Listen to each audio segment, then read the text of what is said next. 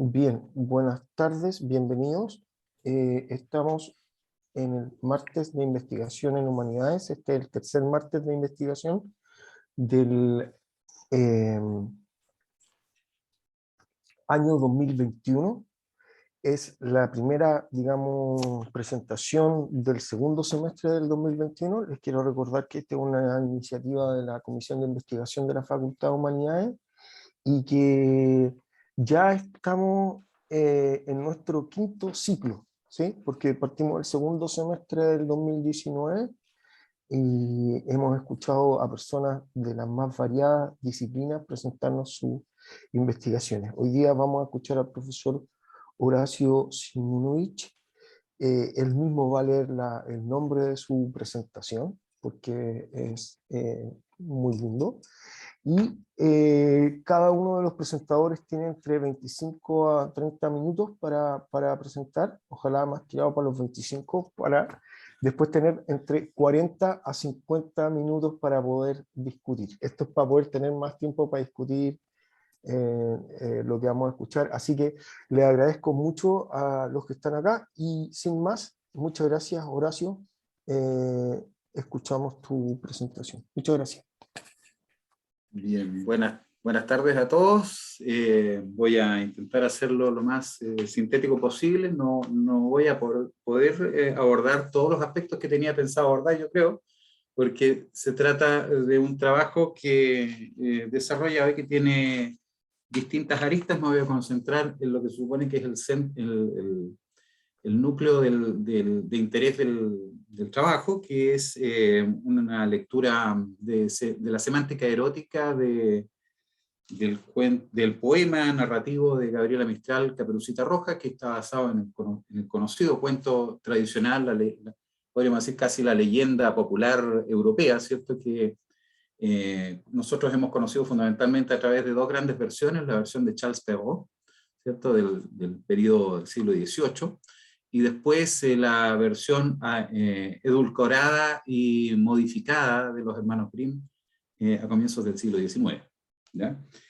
Voy a decir un par de cosas primero sobre la historia, ¿cierto? Hay que reconocer que la historia que Caperucita Roja mantiene a través de los años presencia en el imaginario de niños y adultos de diferentes latitudes.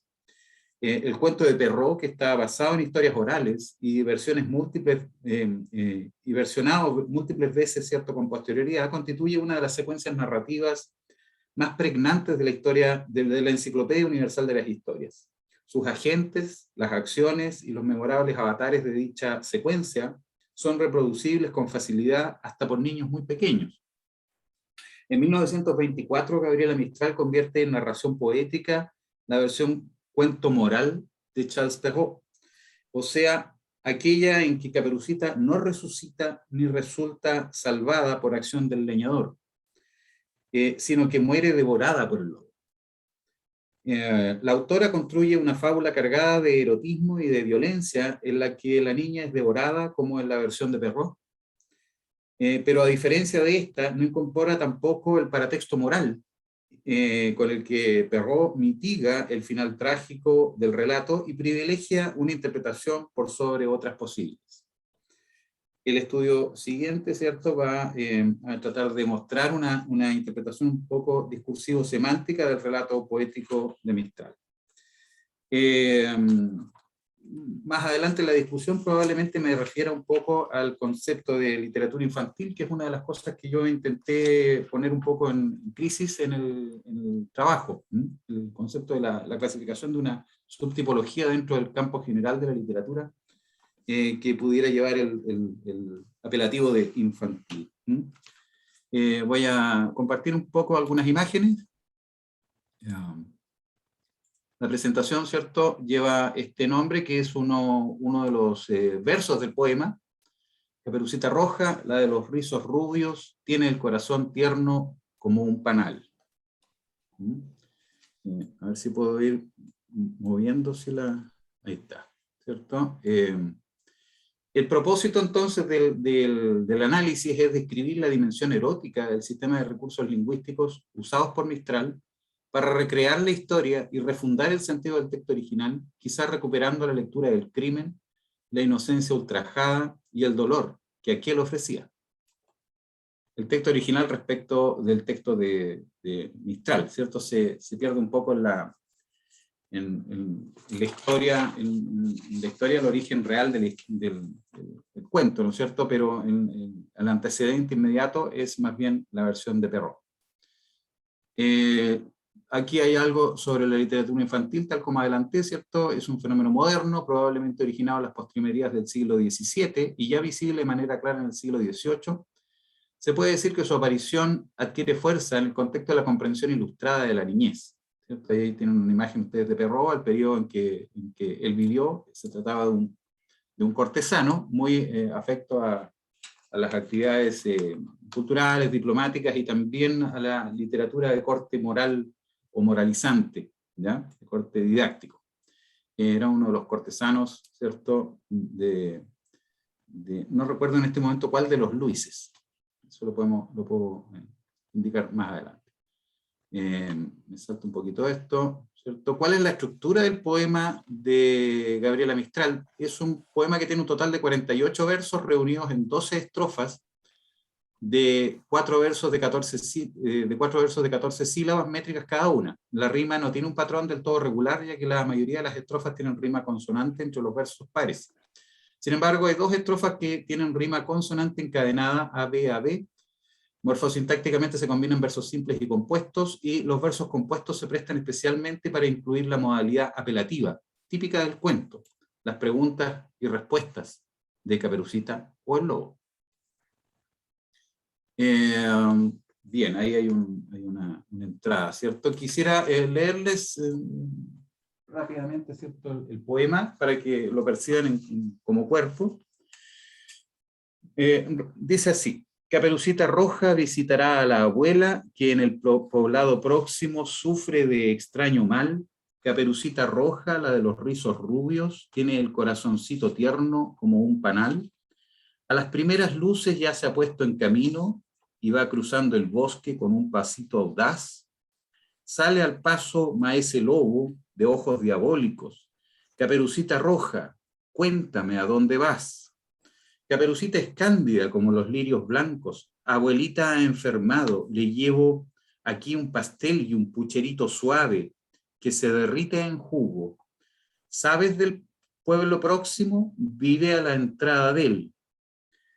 Y ahora por el bosque, discurriendo encantada, recoge bayas rojas, corta ramas en flor y se enamora de unas mariposas pintadas que le hacen olvidarse del viaje del traidor. El lobo fabuloso de blanqueados dientes ha pasado ya el bosque, el molino, el alcor, y golpea en la plácida puerta de la abuelita que le abre. A la niña ha anunciado el traidor. Ha 3 días la bestia no sabe de bocado. Pobre abuelita inválida, ¿quién la va a defender? Se la comió riendo, toda y pausadamente, y se puso enseguida sus ropas de mujer. Tocan dedos menudos a la entornada puerta. De la arrugada cama dice el lobo: ¿quién va? La voz es ronca. Pero la abuelita está enferma. La niña ingenua explica: de parte de mamá. Caperucita ha entrado, olorosa de bayas, le tiemblan en las manos gajos de salvia en flor. Deja los pastelitos, ven a entibiarme el lecho. Caperucita cede al reclamo de amor. De entre la cofia salen las orejas monstruosas. ¿Por qué tan largas?, dice la niña con candor. Y el velludo engañoso abrazando a la niña. ¿Para qué son tan largas? Para oírte mejor. El cuerpecito tierno le dilata los ojos, el terror en la niña los dilata también. Abuelita, decidme, ¿por qué esos grandes ojos? Corazoncito mío, para mirarte bien. Y el viejo lobo ríe, y entre la boca negra tiene los dientes blancos un terrible fulgor. Tienen los dientes blancos un terrible fulgor. Abuelita, decidme, ¿por qué esos grandes dientes? Corazoncito, para devorarte mejor. Ha arrollado la bestia bajo sus pelos ásperos, el cuerpecito trémulo, suave como un vellón, y ha molido las carnes, y ha molido los huesos, y ha exprimido como una cereza el corazón.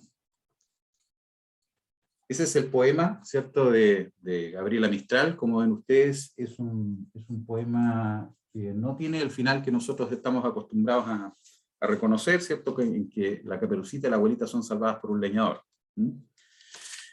Bien,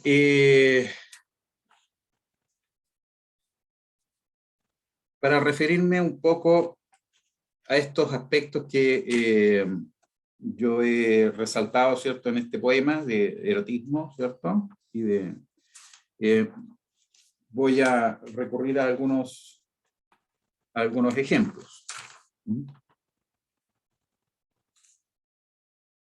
Pero primero me quiero referir a algunas cuestiones que tienen que ver con aspectos verbales, que son parte del análisis de la semántica, diríamos, del texto, ¿cierto? La estructura verbal que muestra el poema presenta distintas relaciones de temporalidad, a la vez que las características morfológicas de las formas verbales desarrollan un importante apoyo a la dimensión semántica realizada en el poema. El primer verbo del texto es la forma futura del indicativo visitará.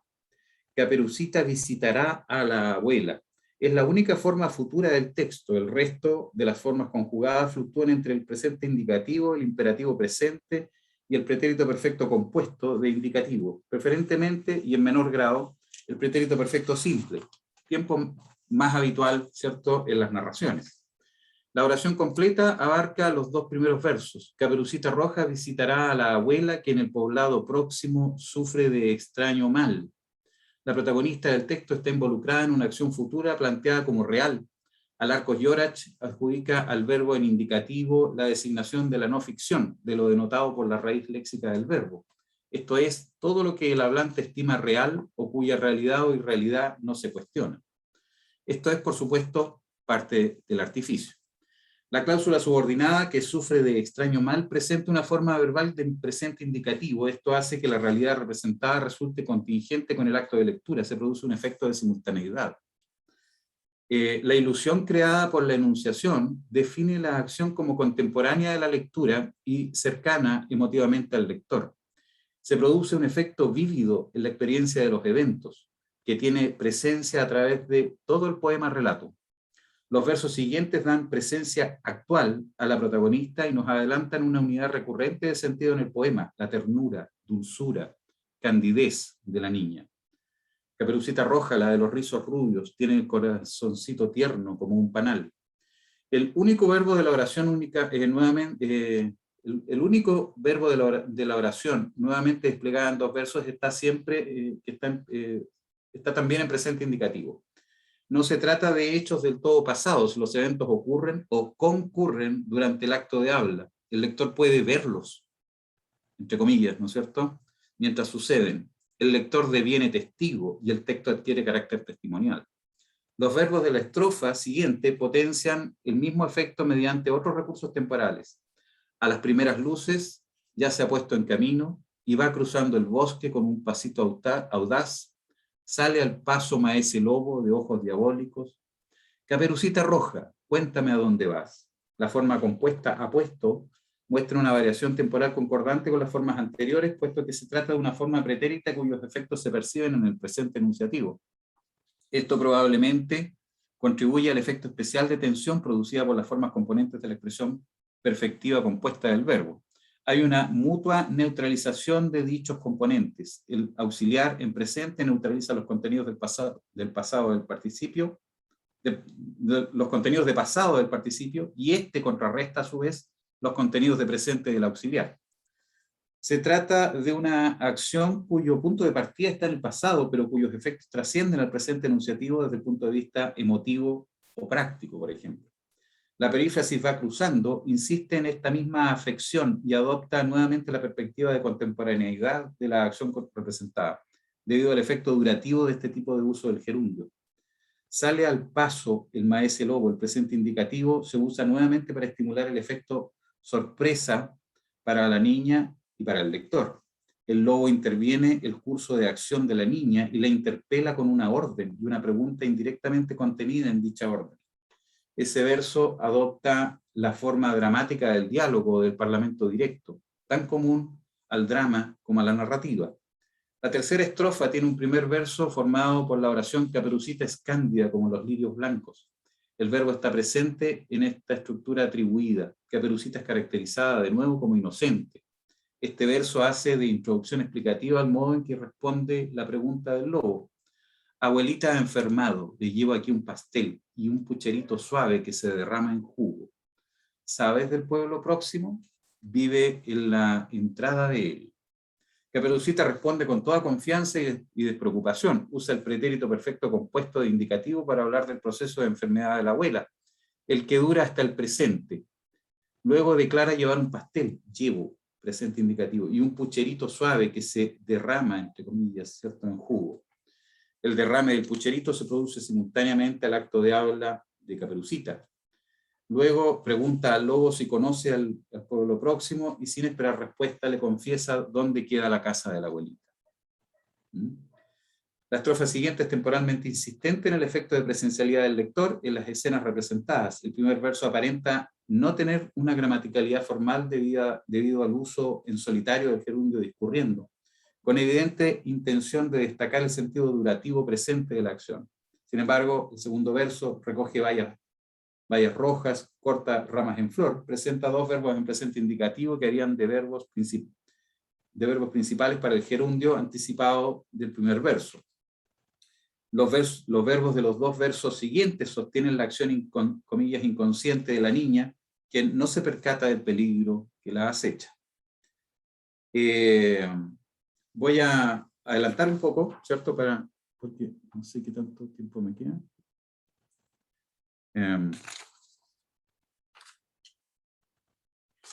Bien. 15 minutos, Horacio, 15 minutos.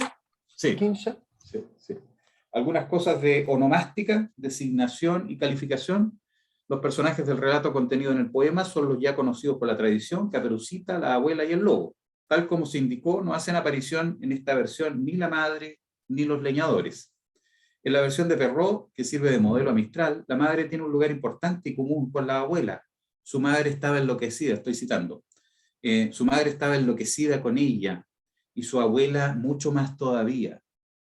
¿Ah? O sea, estaban enloquecidas con la conducta de Caperucita, en el texto de Perrault, que tiene este afán moralizante didáctico. Ambas están fascinadas con la niña. Las formas de llamar al lobo en el poema muestran cierta variedad. Lobo, maese lobo, el traidor, la bestia, el velludo engañoso, el viejo lobo. La fórmula de tratamiento maese ha caído en desuso y proviene de magister, maestre, maese, del siglo XVI, Corominas, 1967. Dota al personaje de experiencia, maestría, vejez, que hace juego con viejo lobo. El campo semántico de las designaciones de lobo reúne vejez, maestría, engaño, maña, todas cualidades o habilidades propias de la experiencia de vejez, pero que se suman a ellas las propiedades físicas: velludo, bestial, hambriento, dotado de las armas de un depredador. La abuela es llamada de esa manera y como abuelita, y es caracterizada como inválida y enferma, o sea, una persona para la que la vejez no representa experiencia, sino invalidez e impotencia. El personaje está expuesto a su suerte y a las intenciones de los demás, las peores de todas, las peores de todas, las del lobo. La niña es representada de forma opuesta a la descripción del personaje lobo y es nombrada como Caperucita Roja, Caperucita, la niña. Ella es toda juventud, inocencia, candidez, ternura. Bien. Después viene un par de cosas que me voy a saltar también, que son más de otro tipo. Voy a continuar con el tema de lo erótico, ¿cierto? Cuento infantil, entonces, deviene relato criminal, relato teñido de erotismo en clave negativa o victimal. La niña es, ya se sabe, embaucada por el depredador, pero nadie la salva. Nadie acude en su ayuda. La niña cae víctima de su inocencia y del hambre salvaje de su victimario, de su deseo bestial desatado. El poema, comillas, narra la historia de forma que el lector pueda, comillas, ver lo que sucede, no solo que se entere de lo sucedido. El lobo en el cuento de Perrault había sido llamado compadre lobo, maese lobo, lo llamará Mistral. El lobo es cercano a la familia o conocido quizá de Caperucita en la versión francesa y es un maestro antiguo y experimentado en la versión de la poeta. En el relato de Perrault, análogo en crudeza al de Mistral, pero más seco, producto de su forma prosaica, no aparece el relato de cierre del narrador de la poeta. Esos 4 versos finales que atestiguan el resultado grotesco de la acción del depredador no están en el cuento del secretario de la Academia Francesa. La tensión erótico-pornográfica del poema de Mistral se levanta, ¿cierto?, en la serie de las oposiciones descriptivas del lobo y la caperucita. Y en la serie de metáforas de connotación física y sexual desplegadas en el poema.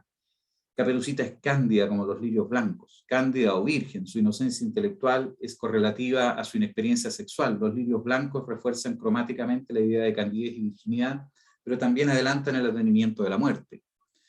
Le llevo aquí un pastel, un pucherito suave que se derrite en jugo. Comida y sexo, ¿cierto?, se confunden en esta imagen reforzada por el uso del deíctico aquí, que parece indicar un lugar del cuerpo, un pucherito suave, fácilmente comprensible como el órgano sexual femenino, que derrama en jugo, una vulva vagina que chorrea jugo. En un gesto equívoco, la niña pregunta, ¿sabes del pueblo próximo? Vive en la entrada de él. La niña tutea al lobo, usa la segunda persona informal y resulta un tanto coqueta la pregunta.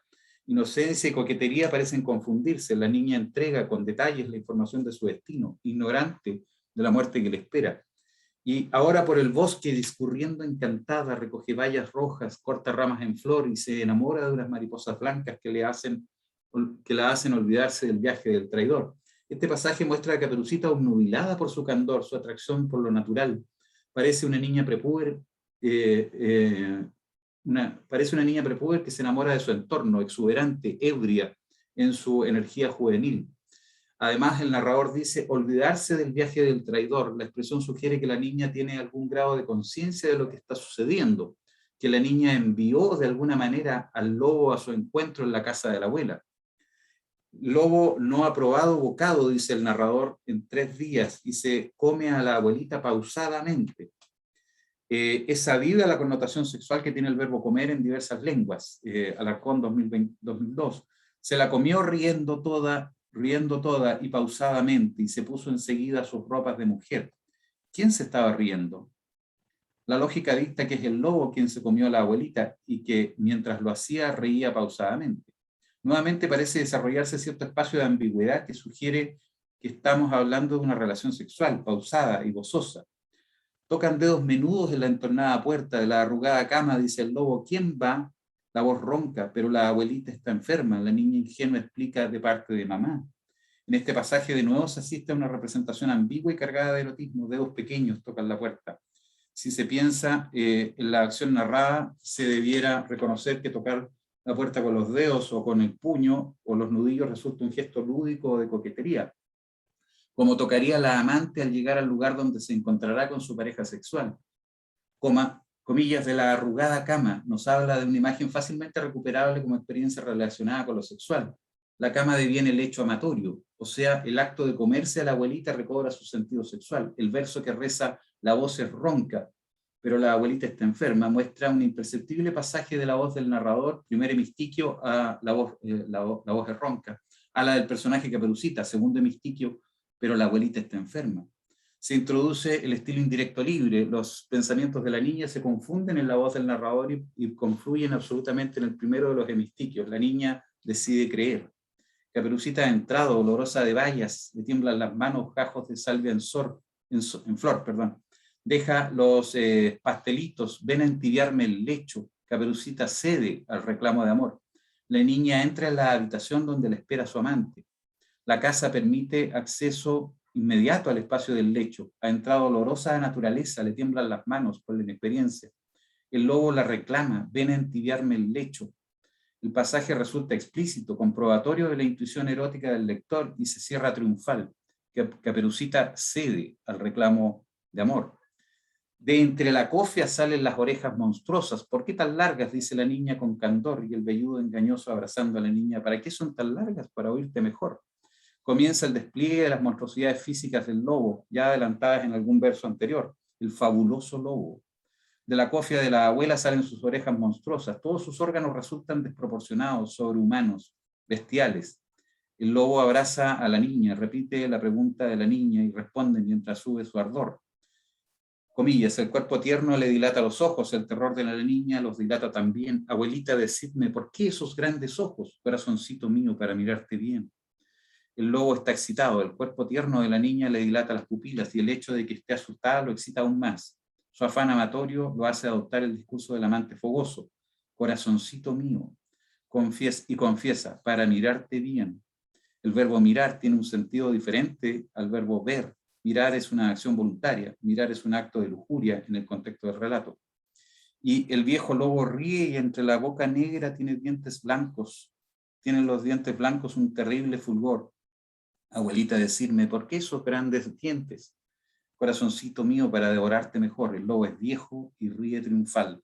Tiene la boca negra y los dientes blancos y fulgurantes. El contraste realza el grotesco de la escena. El lobo contesta la última pregunta antes de devorar a su presa. Ya se hizo referencia al vínculo matricial entre los campos semánticos de comer y el acto sexual. Hasta este punto llegan las acciones del relato de Perrault y luego está la moraleja en el cuento. En el poema de Mistral quedan aún los versos finales. Ha arrollado a la bestia bajo sus pelos ásperos el cuerpecito trémulo, suave como un vellón, y ha molido las carnes, y ha molido los huesos, y ha exprimido como una cereza el corazón. Todos los verbos de la estrofa están en pretérito perfecto compuesto, tal como se indica más arriba. Esto acerca al lector al espectáculo de la devastación. La bestia tiene los pelos ásperos y bajo sus pelos arrolla el cuerpecito trémulo, tembloroso y suave como un vellón, como la lana de una oveja. Opuesto agónico del lobo, el cuerpo suave y virginal de la niña. El lobo ha ultrajado ese cuerpo, lo ha molido, lo ha desestructurado y lo ha exprimido, usado, aprovechado, usado el corazón. El relato define en última instancia la forma privilegiada del poema y a través de la voz enérgica y atrevida de la poeta, la historia trágica de la pérdida de la inocencia, del abuso del hombre mayor a la niña casi mujer. Se narra la pérdida irremediable del corazón, el sacrificio irresponsable, pero inocente del amor, producto de un vértigo pasajero por un momento incomprensible y anticipado de lujuria. El poema reescribe en forma lírica una de las historias más entrañables de la niñez y la juventud moderna, que remonta sus raíces remotas en la edad oscura del viejo mundo y reflota en clave erótica y dolorida en tierras americanas, por medio de la voz telúrica de la gran poeta Gabriela Mistral. Hasta ahí. Muchas gracias, Horacio. No sé si estamos casi en el tiempo. Si quieres decir algo para redondear, antes que pasemos a la presentación de Daniel. No, la verdad es que después a lo mejor referirme un poco al tema de la literatura infantil, pero en la medida que también se dé en la discusión. Muchas gracias, entonces, Horacio. Hay varias preguntas ahí que se pueden hacer respecto de la interpretación, así que está bien interesante. Vamos a escuchar ahora a Daniel Astorga. Daniel ya nos explicó que no puede prender su cámara por cuestiones técnicas, pero va a... Ya, ¿puedo compartir pantalla? ¿Sí? Ya, ahí voy. Lo siento por no poder poner mi cámara, pero la internet anda al 3 y al 4, literalmente. Bueno, gracias por venir a esta reunión Zoom. Ya hablé el año pasado, en estas mismas jornadas, sobre una problemática, ¿no es cierto?, que estaba analizando, que es cómo se van construyendo los espacios o cómo se va enseñando el espacio occidental, europeo, ¿no es cierto?, durante el siglo XVI a las comunidades indígenas en la época del contacto y sobre todo, ¿no es cierto?, en Mesoamérica. Y específicamente la Nueva España. Entonces, en esa presentación yo les mostraba el mapa de México Tenochtitlan, ¿no es cierto? Y cómo ese mapa que tenía fabricación indígena, pero también europea, ¿no es cierto? Se iban mezclando estas dos maneras de entender y de pensar el espacio. Esa es una de mis aristas de estudio, y la otra es también relacionada con el espacio, que es la de los espacios ultraterrenos. O sea, mi pregunta siempre ha sido ver no solo cómo se construye el espacio en que vivimos, sino también en el que vamos a morir. Y en la cultura occidental y en la cultura europea del siglo XII, XIII, XIV y XV, los espacios ultraterrenos fueron sumamente importantes en la construcción del cristianismo, ¿no es cierto?, que se va a condensar en el Concilio de Trento en el siglo XVI.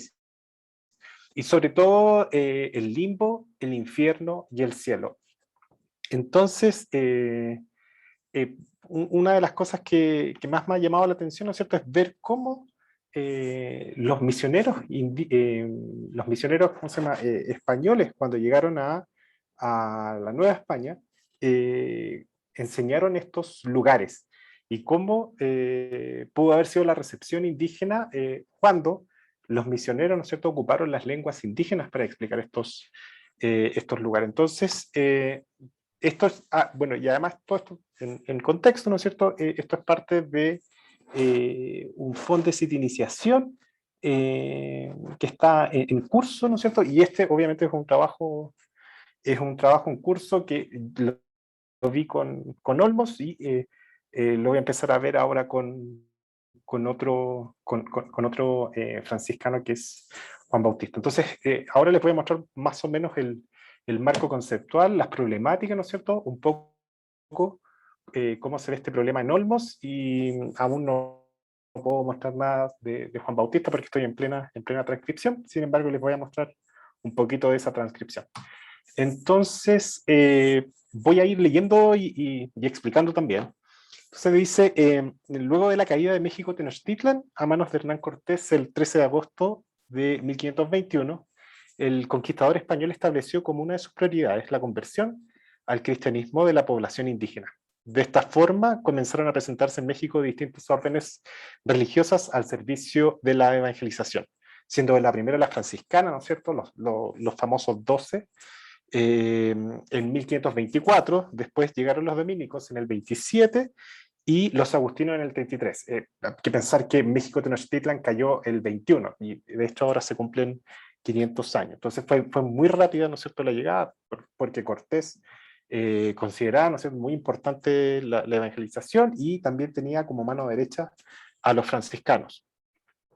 Diversos géneros conformaron aquellos escritos, para inculcar la nueva fe, las órdenes se abocaron al aprendizaje de las lenguas nativas del área de México Central y la producción de distintos textos en ellas. Diversos géneros conformaron aquellos escritos: las doctrinas, los catecismos, los sermonarios, los confesionarios, traducciones de pasajes bíblicos, obras dramáticas, vidas de santos, cantos, etc. El sermón en específico pasó a ser un elemento central en la lucha contra las idolatrías, luego del Concilio de Trento de 1545, o sea, que aparece entre el 1545 y el 1563. Y en el contexto de la Nueva España se practicó todos los domingos y días de guarda, a pesar de que la predicación en la lengua indígena no fue bien vista por el concilio. Los frailes Andrés de Olmos y Bernardino Sahagún, los dos grandes franciscanos, ¿no es cierto?, de la época, elevaron reclamos al Santo Oficio de México para tener cierta libertad de la predicación en la lengua náhuatl, la lengua franca en Mesoamérica, gracias a la intervención del fraile Rodrigo de Sequera. Una vez aprobada la moción, la meta de estos discursos fue reforzar los conceptos establecidos por los evangelizadores en las clases de catecismo y en las cartillas enseñadas a los nativos, siempre apuntando a la salvación del alma, mostrando los castigos del infierno y los gozos del cielo. Estos espacios, que de aquí en adelante llamaremos ultraterrenos, fueron una experiencia nueva para el grupo comunitario indígena, cuyas estructuras espaciales del más allá se conformaban de manera distinta y ancladas en una cosmovisión particular. Los estudios hasta el momento que han abordado la traducción al náhuatl de estos espacios, entre ellos los de Luis Burckhardt en 1989, Berenice Alcántara en el 99, George Padot en el 2000 y John F. Schwaller en el 2006, concluyen que los misioneros tomaron elementos de la cosmografía mexicana, y el famoso Mictlan, ¿no es cierto? Si más de alguno ha visto la película Coco, y el Wiccat, que ese probablemente no les suene mucho, y el Wiccat era el cielo. O sea, lo utilizaron para hablar de el infierno y el cielo respectivamente. En estos análisis se asume que estructuras cosmográficas comunes en formato vertical facilitaron la introducción de tales espacios, ciñéndose en su gran mayoría a examinar solo los sermonarios escritos por Andrés de Olmos y Bernardino de Sahagún.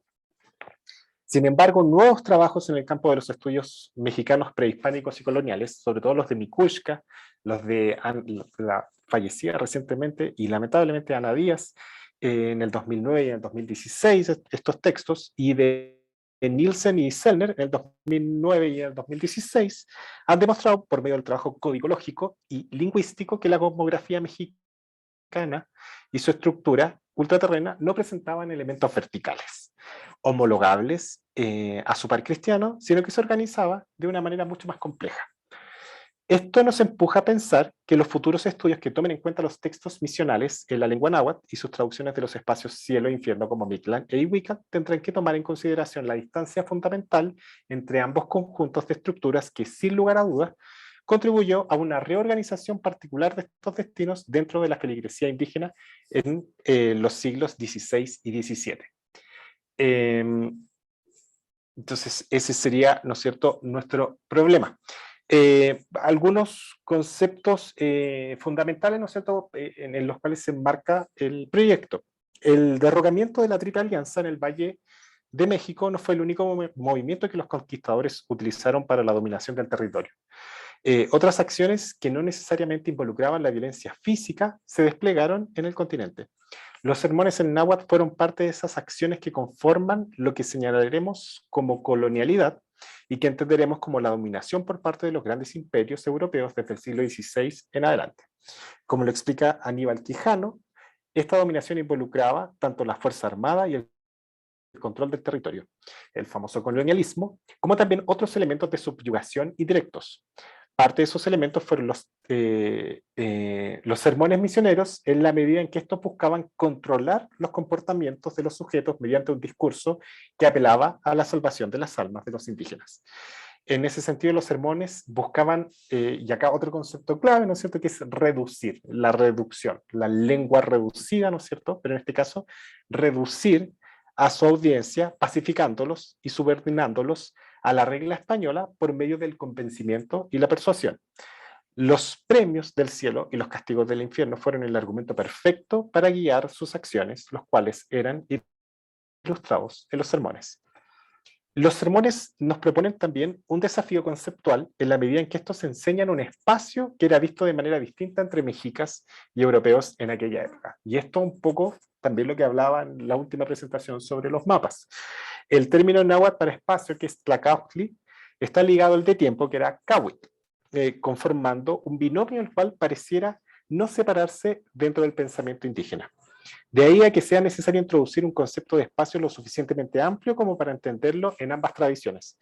Para lo anterior, utilizo, ¿no es cierto?, el que provee Henry Lefebvre en la producción del espacio y que lo presenta como un producto social que subsuma diversos productos, sus relaciones en sus coexistencias y sus simultaneidades, y su relativo orden y desorden.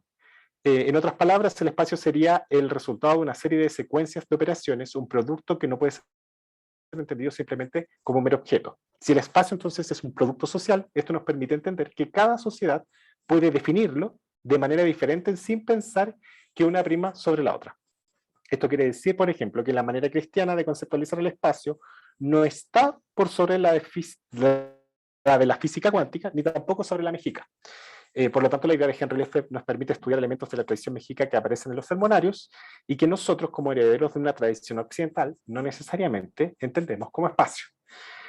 Y por último, para hablar de aquellos espacios ultraterrenos en los sermones, ocuparemos el concepto de cosmografía, entendida como las descripciones del mundo, sus estructuras espaciotemporales y las relaciones entre sus componentes sustanciales y de su origen. Este es un concepto que trabaja Ivanescu pensando netamente en Mesoamérica.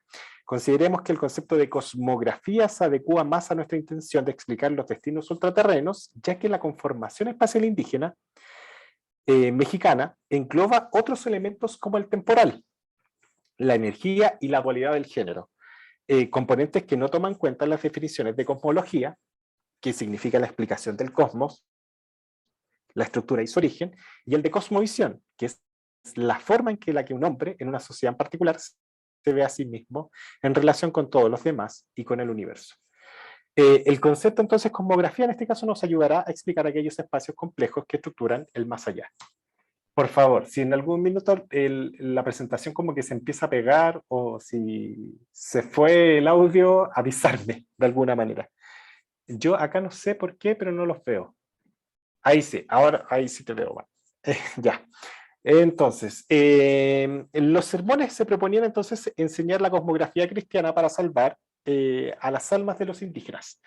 Esta cosmografía presentaba tres lugares ultraterrenos: el cielo, el infierno y el purgatorio, organizados en un eje vertical, de acuerdo con los conceptos clásicos de los cuatro elementos: tierra, agua, aire y fuego. Siguiendo la idea de Aristóteles, el cosmos estaba construido por estos cuatro elementos. La diferencia entre ellos era dada por la densidad, posicionándolos dentro de una estructura vertical. La Tierra, la más sólida de los cuatro elementos, se ubicaba en la posición más baja, la cual era cubierta por el segundo elemento, el agua. El aire ocupaba la tercera capa y finalmente el fuego, cercano al Sol, estaba en la más alta. En este esquema, lo puro se asocia con lo ligero y etéreo, teniendo como residencia al cielo. Sus atributos consistían en luminosidad, con condiciones climatológicas amables, de naturaleza bondadosa, de eterna juventud, libre de sufrimiento, pobreza, sed o hambre, tristeza o sufrimiento. Por el contrario, lo pesado se relacionaba con lo grosero, perteneciente entonces a lo terrenal y vil, cuyo lugar estaba instalado en el infierno. Allí, para el cristianismo, quien regía era el diablo. La falta de perfección espiritual ponía al diablo en el fondo del esquema vertical divino. Aquel fue corrompido, un ángel caído. Así como el demonio cayó por el peso de sus maldades, caían también aquí aquellos que no habían seguido el camino del bien y habían preferido sobrellevar el peso de sus pecados. A diferencia del cielo, este era un lugar oscuro, una noche infinita dentro de un espacio del cual no había escapatoria. Si el cielo entregaba un clima templado, en el infierno reinaba el frío y la humedad producto de la falta de calor luminoso, a pesar de que se vivía en un fuego que quemaba a los condenados. Además, era un lugar sucio y maloliente en comparación al goce del cielo. El purgatorio conformaba el tercer espacio dentro del esquema vertical cristiano ultraterrestre. Este lugar aparece oficialmente dentro de la estructura luego del Concilio de León de 1245, en el cual la Iglesia señala su existencia como espacio de purgación por medio del fuego de aquellos pecados veniales cometidos por las almas que no alcanzaron a redimirse en vida. Y luego del Concilio de Trento, tal salvación también podía sostenerse mediante obras pías y sufragios realizados por los deudos del muerto o de la muerta. La ubicación específica de este espacio se encontraba sobre el reino del demonio, ya que ambos espacios compartían el fuego de la misma hoguera. Sin embargo, en el caso del purgatorio, tal fuego no quemaba, sino que purificaba. Las construcciones del cielo, el infierno y el purgatorio que aparecen en los sermonarios escritos en náhuatl debiesen mostrar similitudes considerables con las explicaciones dadas aquí. Sin embargo, nos cabe preguntar hasta qué punto la utilización de conceptos de la cosmografía mexica permitió transmitir íntegramente el mensaje cristiano sobre estos lugares, considerando que los espacios del más allá de la gente del Valle Central de México poseían muchas características no compartidas por los espacios ultraterrenos cristianos. O sea, en el minuto en el que hay que hacer la traducción, quizás qué cosas entendieron los mexicas. Para enseñar la doctrina cristiana y erradicar la idea de idolatría entre los indígenas del Valle Central de México, Fray Bernardino de Sahagún se propuso estudiar las ideas acerca, denme un segundo, de los destinos de las almas que proponían los mexicas. Según la información recabada por el franciscano, esta cosmografía proponía 5 espacios ultraterrenos: Tonatiuhcán, que era la casa del sol; Cihuatlampa, el lugar de las mujeres; Tlalocan, el lugar de Tlaloc; Mictlan y Chichihuascuasco. A diferencia del cristianismo, que asignaba un lugar en el esquema de acuerdo con el comportamiento del sujeto durante su vida y también por medio de las obras pías que realizara luego de morir, la cosmovisión mexica no determinaba los lugares por medio de los actos éticos, sino por medio del acto que producía la muerte. En el caso de Tonatiuhcán, este era el destino de aquellos guerreros muertos en batalla, sitio donde vive el sol en el cielo, en donde hay arboledas y bosques, y luego de 4 años se transformaban en paraíso terrestre producto de rayos ahogados o por enfermedades como la lepra, la buba, la sarna, la gota y aquellos aquejados. El paradisíaco estaba dado por la abundancia de comidas y flores. Cihuatalampa era el destino de aquellas mujeres que morían durante el parto, consideradas unas guerreras cuyo destino se encontraba en el poniente. A diferencia de Tlalocan, Tonatiuhistán y Mictlán, Sahagún no nos dice sobre las características de este lugar, sino que solo agrega que el sol se pone allí. Un cuarto destino lo marca el Mictlán, lugar en donde iban aquellos que no habían muerto por las razones antes mencionadas. Regido por la pareja divina Mictlantecutli y Mictecashihuat, las personas que se dirigían a este lugar debían sortear distintos escollos: el camino de la culebra, el de Xochitonan, 8 páramos, 8 collados, Itzehacayan, el río Chiconahuapan, por ejemplo, hasta finalmente presentarse ante Mictlantecutli en un viaje que duraba 4 años. El Mictlán aparece como un lugar oscuro, sin ventanas, sin retorno. Un quinto destino lo conformaba el Chichihuascuasco, o el lugar del árbol de los pechos, espacio destinado para los niños muertos en edad de amamantamiento. Entonces, en el momento en que distintos académicos han analizado los sermones en lengua náhuatl y la construcción de estos espacios del más allá, estos han tenido en mente una estructura vertical de la cosmografía mexica similar a la cristiana. Y acá, este es el Códice Vaticano A.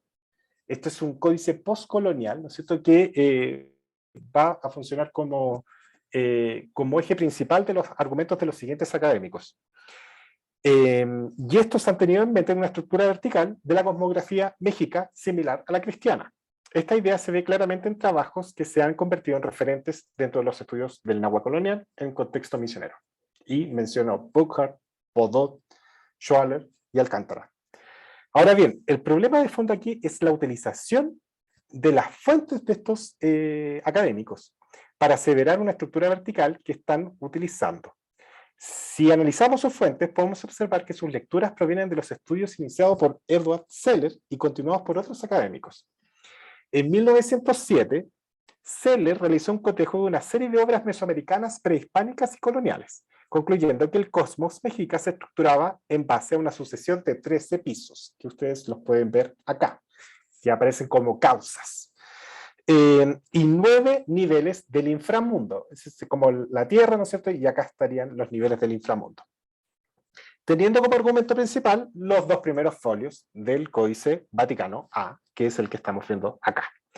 Esta lectura de Edward Seller influyó en los análisis posteriores de Alfred Tozer en 1907 también, Miguel León Portilla, el famoso Miguel León Portilla, en 1966, Alfonso Caso en el 67, Alfredo López Sosti en el 94 y el 96, y Eduardo Matos Moctezuma en el 87 y en el 2008, quienes mantuvieron la idea de una estructuración vertical del inframundo y que influenciaron los estudios de Alcántara, Bodot, Burckhardt y Schwaller. Entonces, de ahí, ¿no es cierto?, proviene esta confusión de esta gente, o sea, de los académicos y académicas, ¿no es cierto?, que han analizado el infierno, ¿no es cierto?, y los otros espacios ultraterrenos en los sermonarios.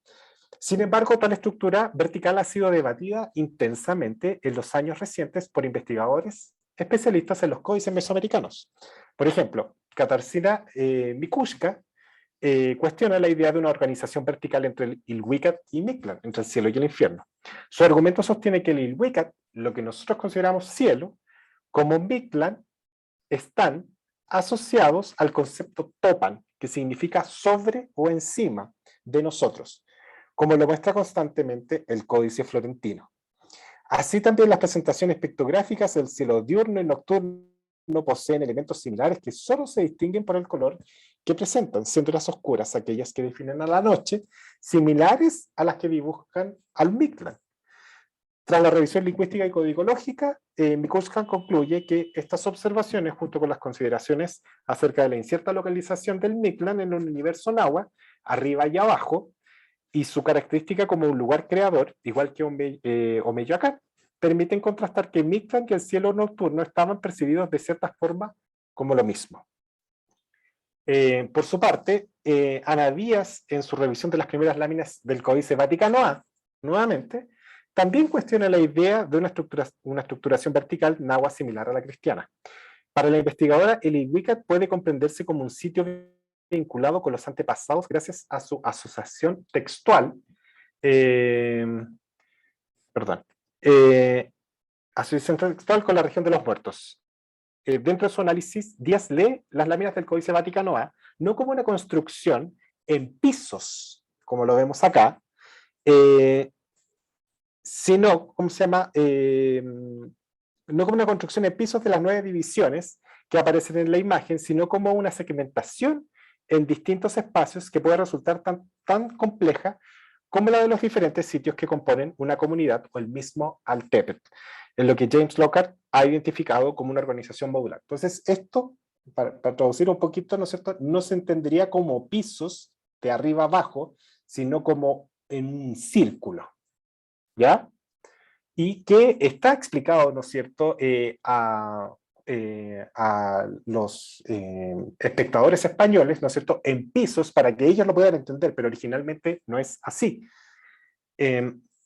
Por ello, Díaz argumenta que la construcción del Iwicat está más ligada a bandas celestes con capacidad de desdoblarse y generar formas orgánicas, un espacio en donde dioses y antepasados interactúan en un mismo escenario.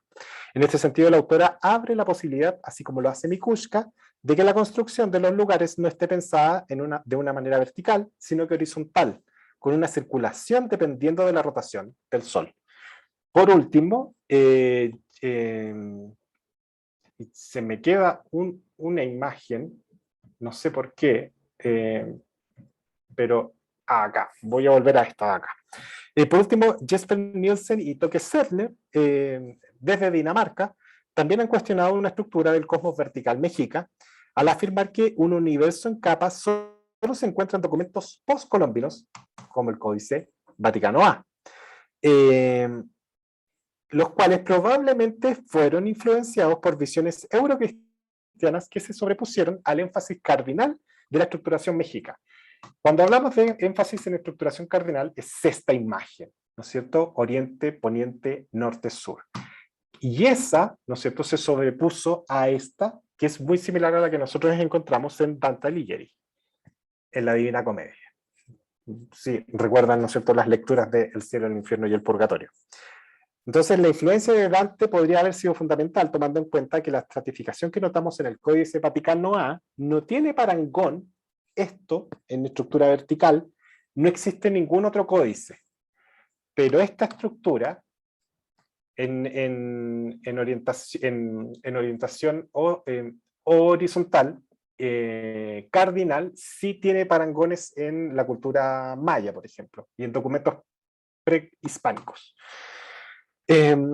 Entonces, es el Códice Vaticano A y su estructura lo que ha marcado fuertemente un entendimiento vertical de la construcción cosmográfica mexica. Nielsen y Sellner son claros en trazar el origen de tal estructura. En su análisis comienzan por el trabajo de Edward Seller desde el 23, en el que se destaca la importancia del esquema del Códice Vaticano A y su influencia en una serie de trabajos dentro del orbe mesoamericano, en donde, sin embargo, no se encuentran otras fuentes del periodo precolombino que coincidan con tal estratificación. En el caso del mundo maya, explican Nielsen y Sellner, Eric Thompson también se adentra en un análisis especulativo en donde los dioses direccionales se transfieren a estratos verticales, estableciendo un cielo de 3 estratos y un inframundo en 9 segmentos. Tal estructura comenzó a influir también en los análisis arquitectónicos mesoamericanos del periodo precolombino, aunque estas siguen fundándose, en una estructura vertical de niveles múltiples. En cuanto a la diagramación del universo, tanto mayas como aztecas sí presentan estructuras de 4 segmentos, como en el Códice de Yerbar y Maya, ¿no es cierto?, de procedencia náhuatl-mixteco, o en el Códice Madrid de la tradición maya. En esta, sin embargo, no es posible divisar una estructura estratificada verticalmente. Y me voy a saltar una partecita, ¿no es cierto?, y voy a tratar de ir un poquito más rápido. Entonces, tal influencia estaría, ¿no es cierto?, Tal influencia en el mundo misionero de la Nueva España estaría presente en ejemplos como el de la retórica cristiana de Francisco de Valadez, y la imagen, ¿no es cierto?, que ustedes tienen acá pertenece a ese texto. Su esquema de la creación jerarquiza a los seres en cuanto a su cercanía con Dios, estableciendo niveles de los sujetos de acuerdo al grado de pureza y espiritualidad, y dejando a los más viles y terrenales en los niveles más bajos.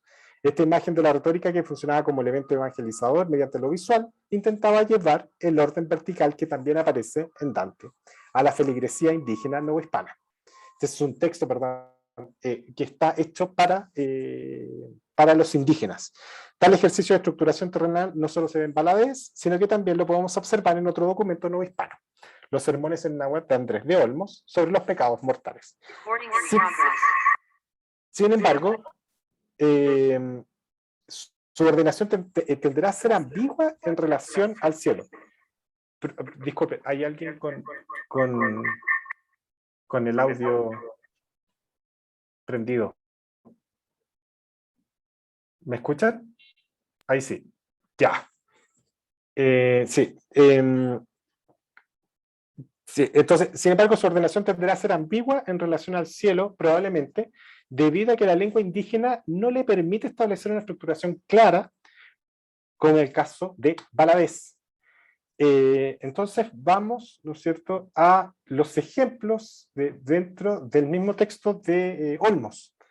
Los sermonarios de Andrés de Olmos, que aparecen en su tratado sobre los 7 pecados mortales, que es una traducción directa al náhuatl de un texto español sobre el infierno, ilustra el problema de la verticalidad cuando nos enfrentamos a un texto misional escrito en náhuatl que pretende explicar la localización espacial del cielo a la feligresía indígena. Tanto Badot como Boscar, Schwaller y Alcántara entienden los problemas de traducción de conceptos e ideas entre ambas culturas. Sin embargo, no ponen el acento en un tema tan importante como lo es la localización de este espacio en los sermones. En el caso de Olmos, debido a que el centro del sermonario no es el cómo llegar al cielo, sino que cuáles son los pecados mortales y los castigos para quienes lo cometen, el franciscano no se dedica extensamente a explicarnos qué es el cielo. No obstante, ya que el discurso del cristianismo está ligado por esencia a la salvación, Olmos no deja de mencionar a lo que llamará en náhuatl y Wicca.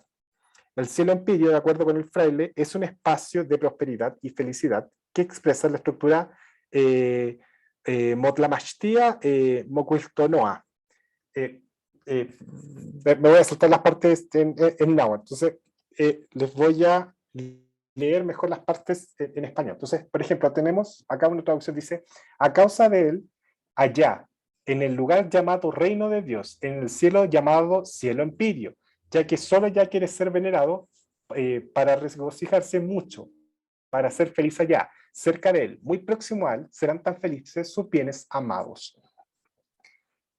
Más allá de la felicidad y regocijo que nos pueda brindar el Wicca, no se nos entrega más características de este lugar. A diferencia del Mictlán, en donde podemos adivinar su temperatura, su luminosidad, su hambruna, Olmos no hace un esfuerzo para mostrarnos cuáles son las bondades de la vida eterna en el cielo, más allá de mencionar la felicidad con la que se vivirá. Tampoco se explaya en el sentido de felicidad que posee este Wicca. Por el contrario, sí nos entrega más información con respecto a cómo llegar a este espacio. En el primer caso, el fraile nos señala que para llegar al cielo, el comportamiento del sujeto en la vida terrenal juega un rol primordial. Uno de estos ejercicios es el rezar. No voy a poner los ejemplos en agua, porque si no, nos va a tomar muchísimo más. La penitencia...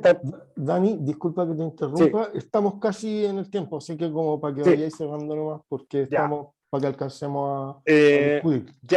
Bueno, básicamente, acá con los ejemplos, ¿no es cierto? Lo que quería mostrar es que cuando Olmos va explicando cómo ir al cielo, no dice hay que ascender, no dice hay que subir, entonces uno lo entendería, ¿no es cierto?, como una estructura vertical. Sí habla de bajar al infierno, sí habla de bajar al Mictlán.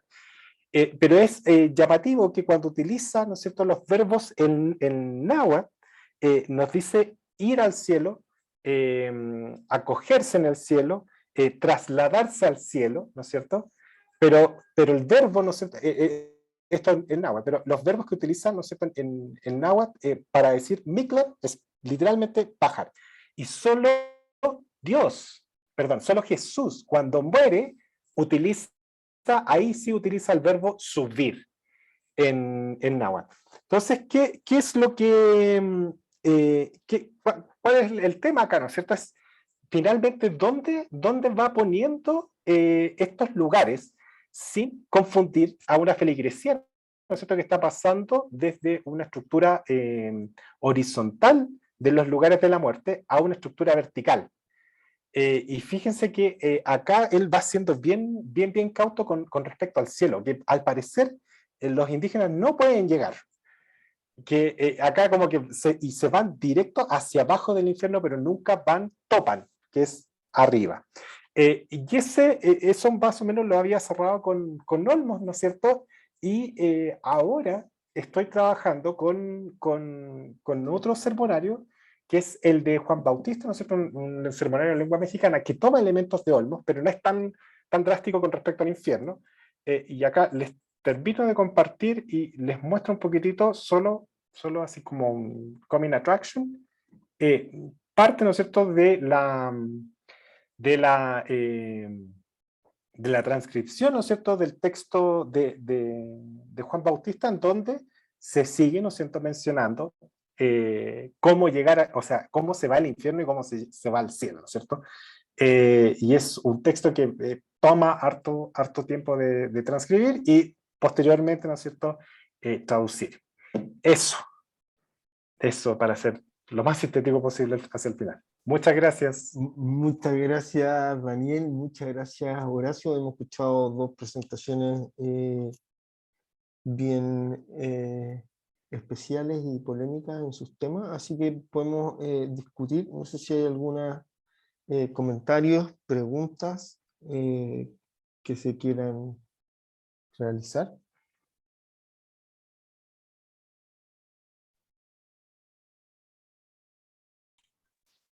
Acá puedo hacer un comentario. Marian, por favor. Bueno, lamentablemente el Zoom me sacaba y entraba, me sacaba y entraba, pero alcancé a escuchar a Horacio su presentación completa. Lamento mucho no haber escuchado entera la de Daniel, pero respecto a la presentación de Horacio, me encuentro súper interesante y mientras Horacio estaba hablando se me ocurrió revisar cuál es la lista de textos sugeridos por el Currículum Nacional. No sé si lo has visto, Horacio, para los estudiantes de pre-básica y básica, Ya, no. para ver si habían estos tipos de cuentos, porque yo hace muchos años ya había leído una investigación relacionada específicamente con Caperucita Roja, pero bueno, lo leí en inglés y era también todo este tema de los estereotipos y la intención, digamos, sexual en el uso del lenguaje.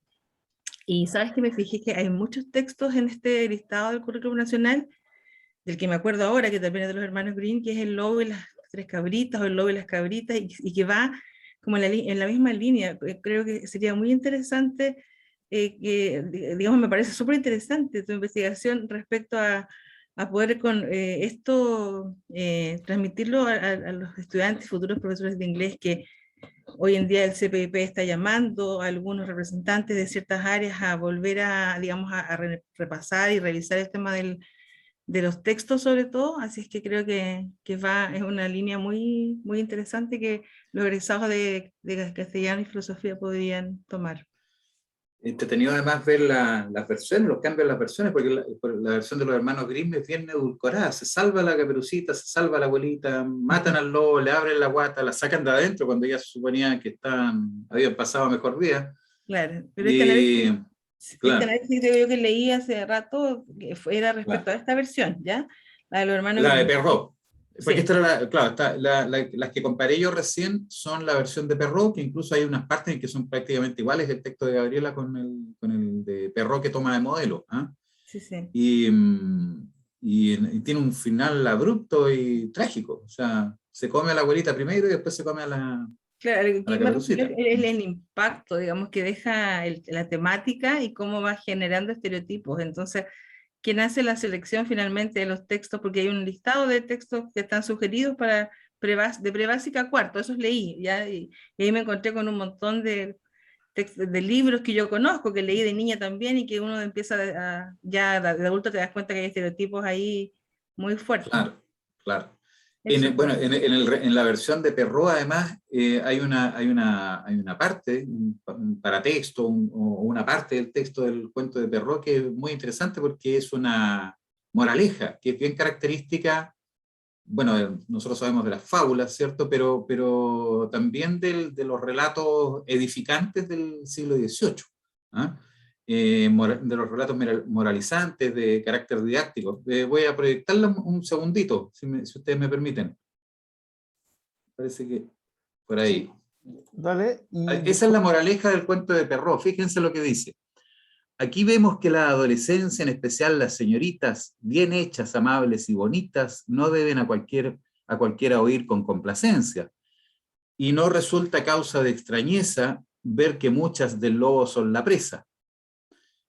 Y digo el lobo, pues bajo su envoltura no todos son de igual calaña. Los hay con no poca maña, silenciosos, sin odio ni amargura, que en secreto pacientes con dulzura van a la siga de las damiselas, hasta las casas y en las callejuelas.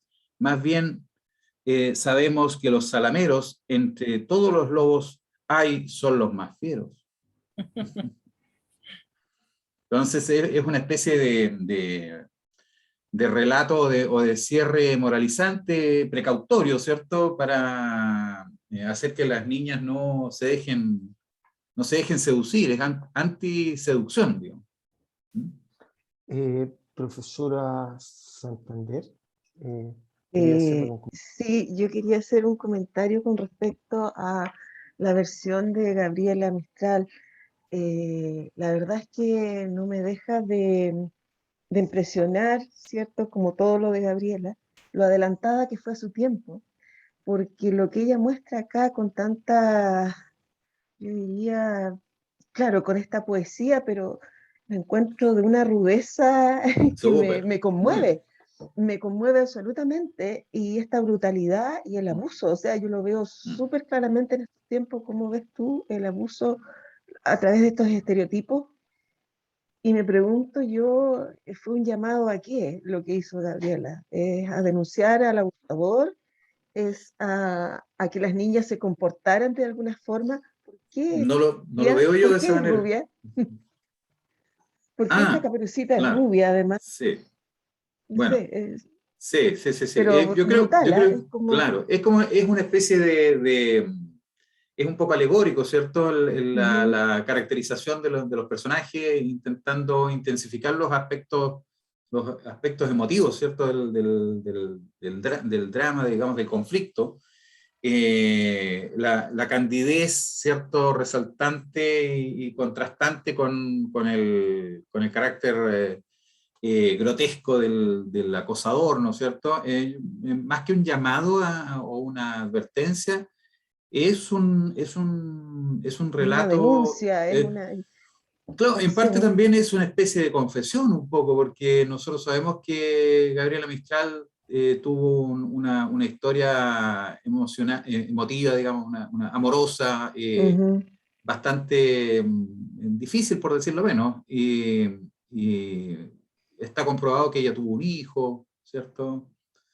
Eh, entonces hay una parte de experiencia ahí que es bien fuerte, diría yo, que está entregada no tanto en términos apelativos respecto del lector en un sentido moral, sino en un sentido estético. Hay un juego ahí de erotismo y pornografía, ¿cierto? Es un relato bien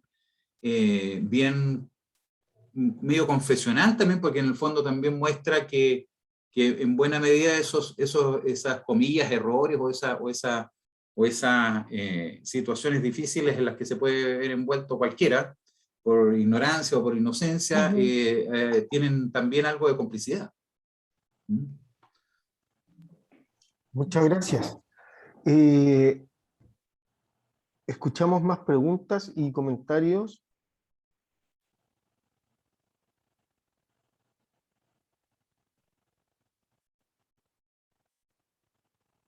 yo me voy a tomar la libertad de comentar y hacerle una pregunta a Daniel. Me interesan sobre todo, Daniel, los pecados.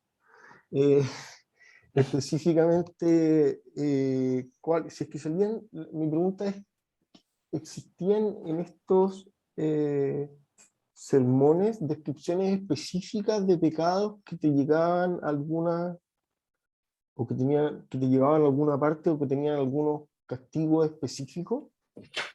¿Existe un nivel de descripción El, detallada de los pecados del infierno en estos misioneros? la descripción de los castigos, sí, pero del pecado, bueno, siguiendo los 7 pecados mortales, sí.